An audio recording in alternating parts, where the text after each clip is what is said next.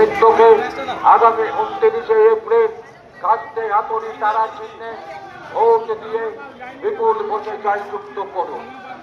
বন্ধুগণ, আসন্ন নির্বাচনে বরানগর বাঁচাতে বরানগর কেন্দ্রে বামফ্রন্ট মনোনীত সিপিআইএম ভোট দিয়ে বিপুল ভোটে জয়যুক্ত করুন।